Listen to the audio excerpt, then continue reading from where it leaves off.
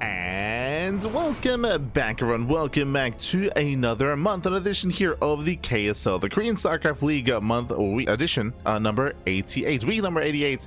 ByuN, welcome one and all. I'm of course VIP with him, joined by these amazing players and by the people in the chat as well. Exclamation mark, be in the chat if you guys want to have a look at the pack yourselves. Bracket is a little bit leaner this month, a little bit leaner here, but regardless, we have our tournament, we have our KSL, and we are jumping into our first series of the broadcast. It's going to be a TvP turn versus Protoss. Let's jump in. Spawning in the top left-hand corner of Mothership, we have the blue Terran player. We have the South Korean Terran representing Shopify. It is ByuN. And spawning in the top right-hand corner, we have his opponents. We have the pink Protoss player, the pink Protoss, the South Korean Protoss, representing among SSG people. It is ReBellioN. And if you're in the chat, you know what time it is. It is Gamba time. Predictions are now open. Place your bets. Place your bets on who you think will claim the series. Best of luck in the chat as we delve into our TvP. Let's go. Whew, let us go. Bienvenidos, papi. Bienvenidos. Welcome, one and all. Again, it's been a pretty intense week of StarCraft, is what I will say. It's been a pretty intense week so far, getting into the TLMC at 16. Bearing in mind, as we mentioned previously, we will be having a TLMC finalist stream within the next couple of days. Once we do get those final spreadsheet, judge sheets, we'll get there eventually, papi. We'll get there. Aye. One day, papi. One day. Until then, though, we are going to be selling into our first series. Once again, if you want to help support the KSL, you can do so via Patreon, exclamation mark KSL in the chat, and you will get a link to the Patreon of the Korean StarCraft League, which does run these events on a regular basis. Nowadays, it is run on a monthly basis. Bear that in mind. Still run, of course, nonetheless, despite the lower support, still being run as regular as possible. Big shout out to Dave Tessa and to Chicken Man for hosting this event for as long as they have, for bringing it all together and for running it. Much love to Dave, much love to Chicken Man. From here we are going to be settling in. We do have our initial openers. ReBellioN does scout towards the south side, so does ByuN. Both players checking the lower location, bearing in mind this is a 3-player spawn map and they will eventually find each other as we settle into a longer game state. Now, coming into this TvP, ReBellioN is a very unorthodox player. We expect some cheese, we expect some aggression, we expect some weird stuff out of ReBellioN. Meanwhile, ByuN, he's most likely going to be playing standard. Already we do see a double gas, actually. Okay, double gas opener into a faster factory, into a delayed CC, so a much more aggressive start out of our Terran player, much more tech heavy. So building up into our openers. So far so good. So far so good. Reapers, they do threaten the dive. Threaten the dive so far going to be zoned away. And behind this is going to be a Twilight Council opener. Okay, Twilight Council into Blink. So far, everything's looking normal. We'll see if he goes into Blink or into Charge or into something else more devious, like a random Dark Shrine. Blink is on the way. So far, so good. 2-gate Blink. Oh. We do see ByuN threatening a dive. It does threaten, does pull away.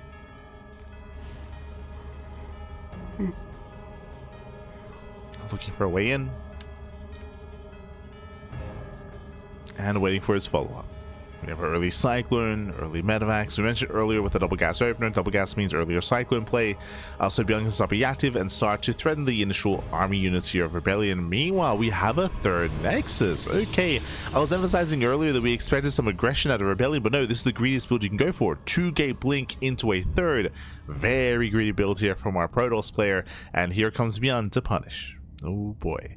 Now because of this greed, you can see here there's no battery, there's no robo, there's no mortar production. We have 3 stalkers, 3 vanilla stalkers to defend.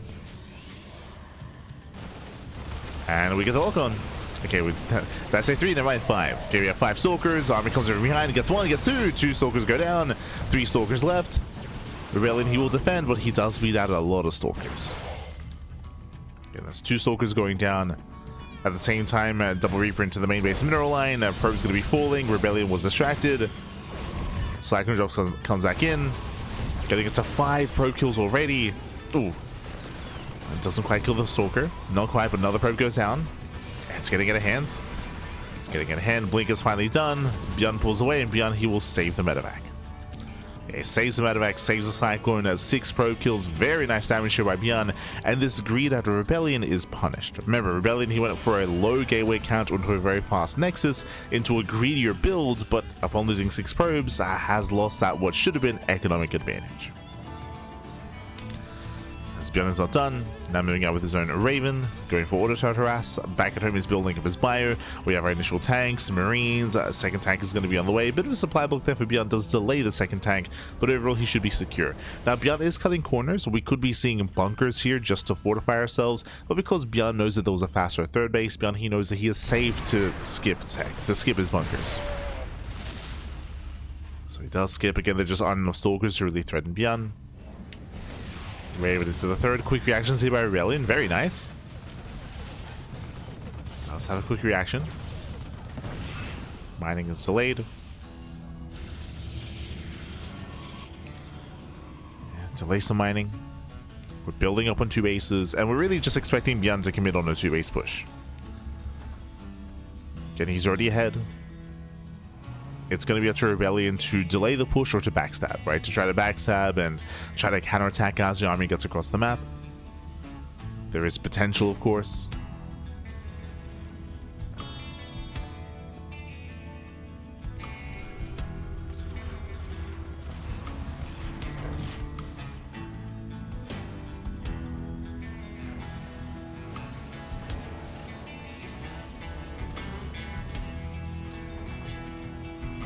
As here comes ByuN's move out.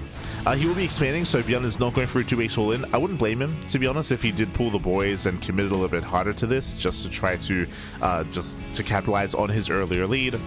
But here he's expanding, he's getting 2 more axes, he's building up in towards the mid game while he pushes.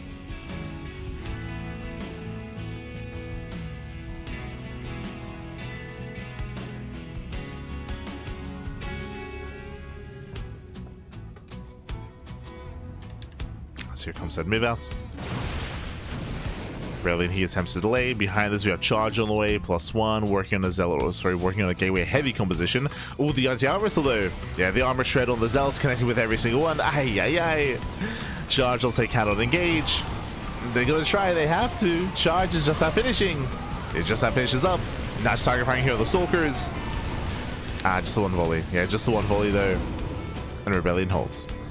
Whew, ReBellioN does hold on. ByuN, he did have some miscontrol there when it came to the main engagement. It is going to be forced back, and we have a game. We have somewhat of a back and forth. ReBellioN is still behind. ReBellioN is still even on workers, still to be even on bases as well. We need a 4th expansion. ReBellioN still needs to build up.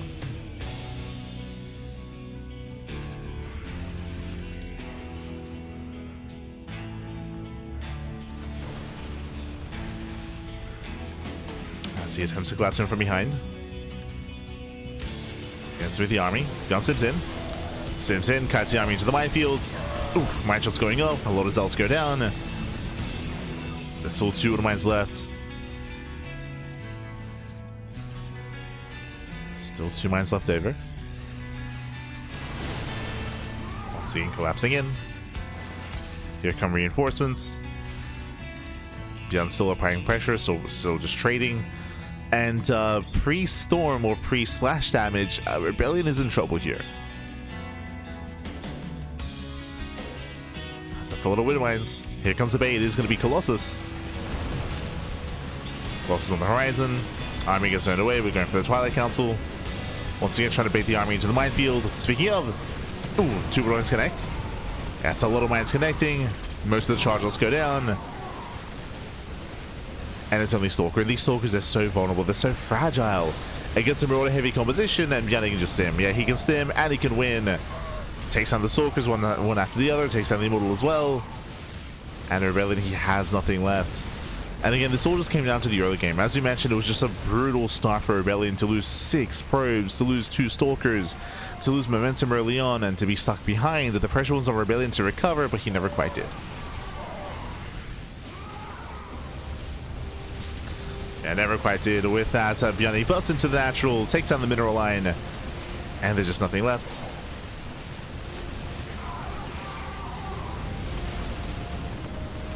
And GG. GG gets called. ByuN, who'll take game number 1, who'll take a lead in the series. Whew, GG. GG, well played. Just catching up with the chat. Are there any live offline tournaments happening in Korea? Seems like per Wikipedia it is a no. Maybe it's not on Wikipedia, but GSL was announced quite some time ago.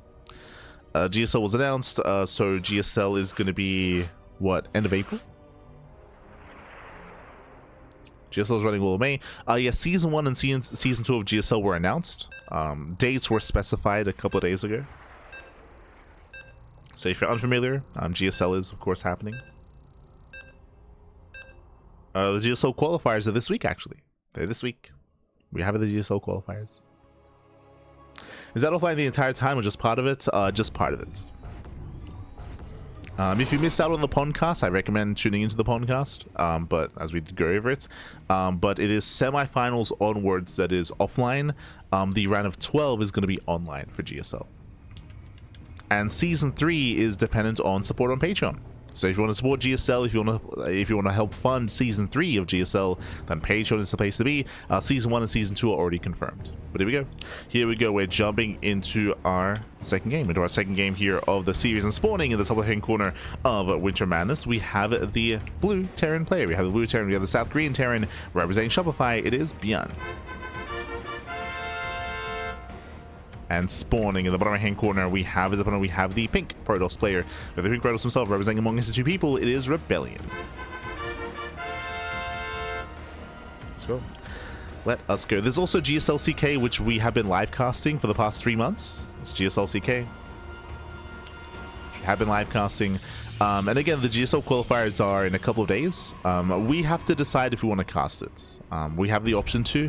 It's just at the moment our schedule's really busy, so we'd have to like push some things aside to cover it. I believe the GSL qualifier is on the 21st. That is this Tuesday. So I'm a little bit on the fence if we want to do some live casting or if we're going to do a replay cast.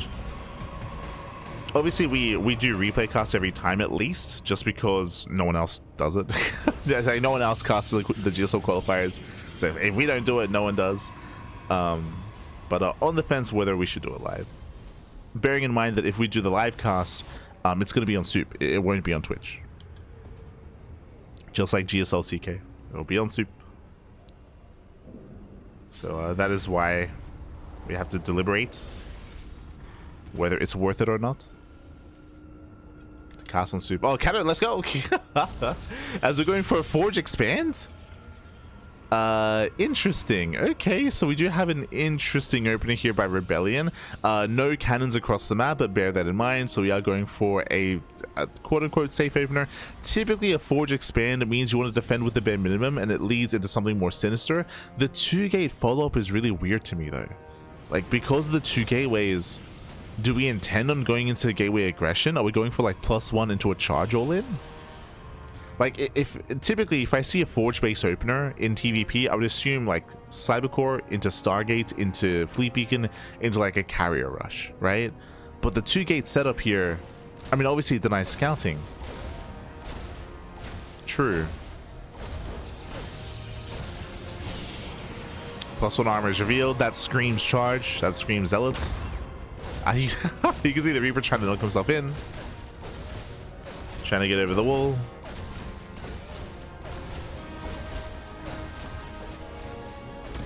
As first pylon is going to go down. Again, there's just nothing to attack here. There's nothing to defend. The pylon is going to fall. Not bad.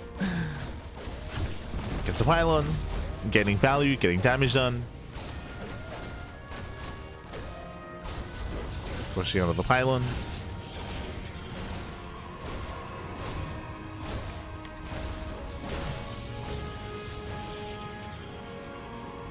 And again, this should lead into a 2-base all-in. As we have our Twilight Council here on the low ground. So Twilight Council, in my mind, it's going to be charge. It'll make the most sense with armor upgrades to just give the Zealots the biggest chance they have to make it to the army and to bust through. But we'll see, because, you know, we're mining gases and we're warping in Stalkers. Let him cook, Pappy. Let him cook. Like, no shot he goes Twilight Council into Temple Archives, into Archons, into, like, a vanilla gateway, like, Archon all-in. Okay, charge. Okay. This all makes sense. It all makes sense. So it is still going to be that charge all in that we had assumed. Now the issue here again is we have very limited units to work with to defend early on. Drop into the mineral line. Battery is in position. Battery does help support.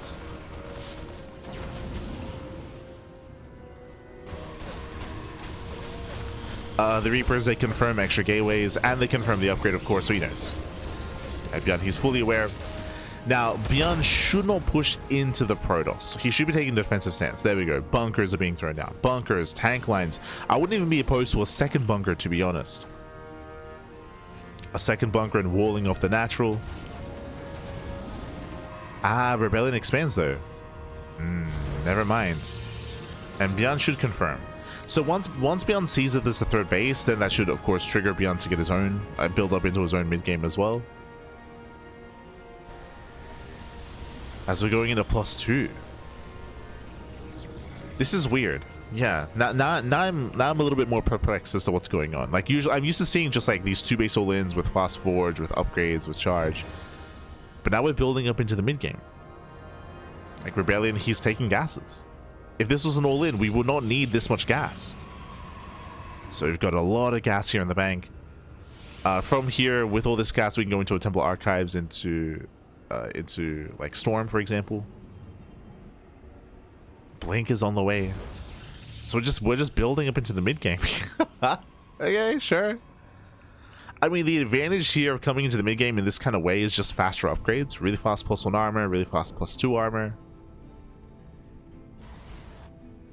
You can see here that, yeah, the ByuN is just walling up. ByuN did confirm the third, and he confirms probing. So nice scout here with the Reapers. Does confirm saturation.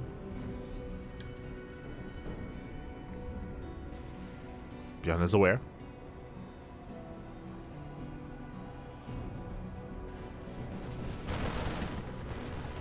And here he has to make a call. I don't know if it's wise to push out. I mean, because there's no all-in, like, this push has potential. It shouldn't, but it does. Okay, let's go. Let me get spotted. Really, he needs zealots, as many as possible.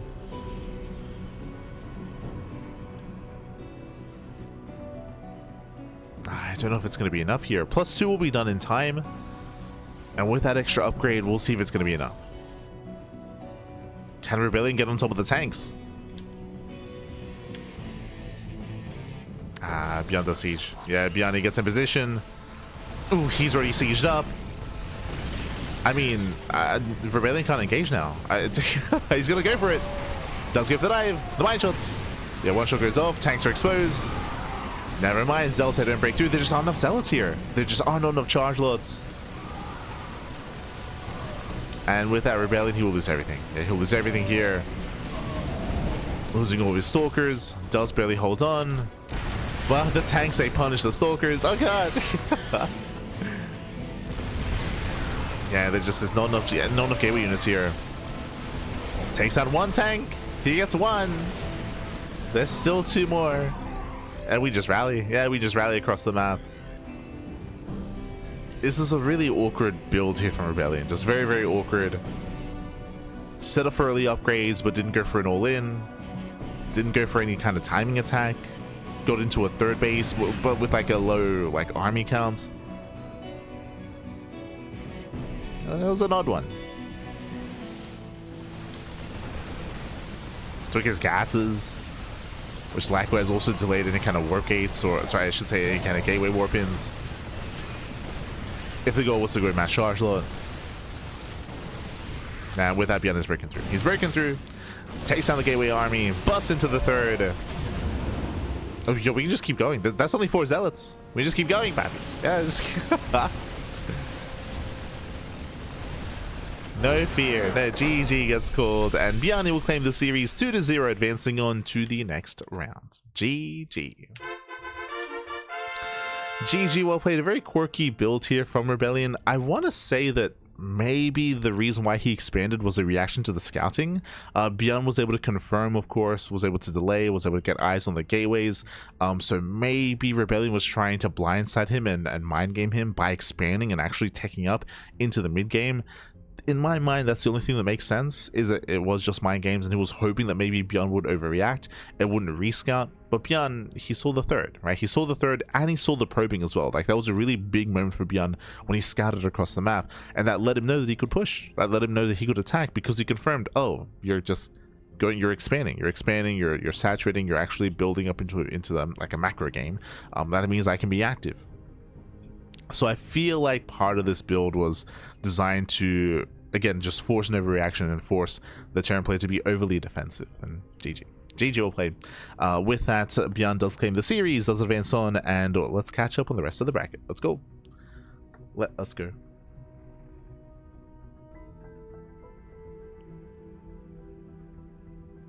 Let's go. Why armor instead of weapons? I feel like weapons would have been better. I mean, kind of. I mean, again, like, armor upgrades make the most sense when you're going to charge lots, just because you want them to be as tanky as possible. So that does make sense. why you would go into charge, why you would go into +1 armor. But it would make more sense if you're going for like a timing attack and if you're going for an all-in. But regardless, we do catch up on the bracket here. ByuN, he does advance onto the semis. So does Kira. Kira takes down Homeowner 2-0. ByuN takes down ReBellioN 2-0. And we have our semi-finalists getting ready for us. Meanwhile, we still have upcoming matches here. We still have Rake versus Roxas leading into Hero, leading into Cure. Meanwhile, Classic versus Perceive leading into ByuN. So again, a bit of a smaller bracket this week. It's all good. It's a bit of a smaller bracket this week, but we still have some very, very top players, and the semifinals is still going to be bangers, of course, as well. The favorite players are Hero versus Cure and Classic versus ByuN. We have potential 2 high-profile TvPs in the semis leading into the grand finals. So we're going to be waiting for Classic versus Perceive to wrap up and to conclude, and then we'll follow that into ByuN. So again, higher chance going to be Classic versus ByuN. Best of luck to Perceive to pull off an upset. Best of luck. Otherwise, Classic v ByuN should be our next series into the grand finals, or depending on how slow or how fast some of these matches are, we might be able to cover the lower semis and then upper semis and then grand finals. It all depends on how things line up. All does depend.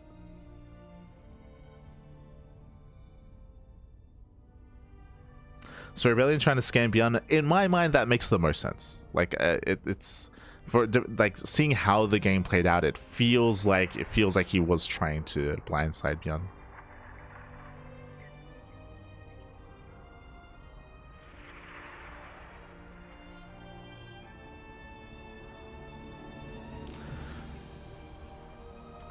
ReBellioN is ascribing to the, if I have no clue what I'm doing, then my parents are supposed to figure it out. No, I'm pretty sure that there was logic behind what ReBellioN was trying to do. It's just unfortunately, like, ByuN scouted everything, he saw everything, it was fine. It's perfectly fine. Didn't have that fear in him. But otherwise, we're going to be going on a short break. Here before we jump into our next matchup.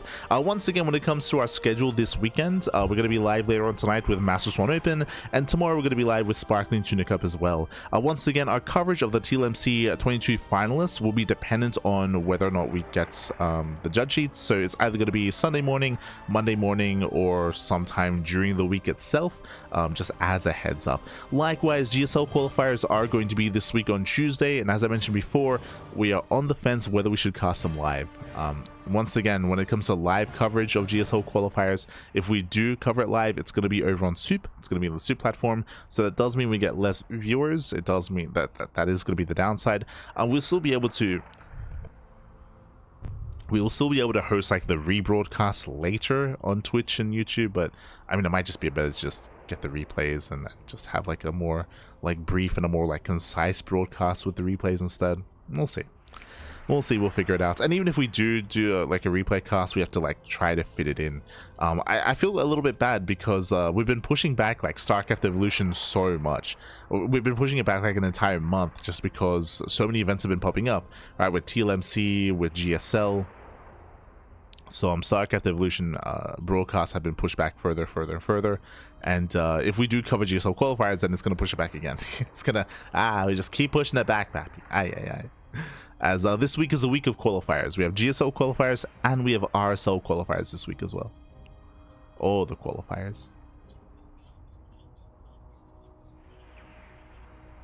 So GSL and RSL.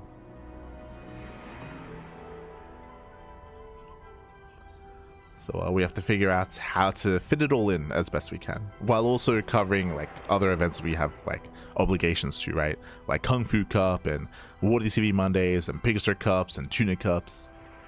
There's just not enough time in it. There's just not enough days in a week. There's it's like everything's full, and then there's more events being announced. It's like, ah, god damn it. Too much, baby, too much. I think we might be able to squeeze it in this week if we don't do the RSL European qualifier, which is already like at a really bad time for us. So we might skip out on the RSL European qualifier. That opens up like an evening and a morning of casting, and then we might be able to squeeze in something there. We'll see. We'll figure it out.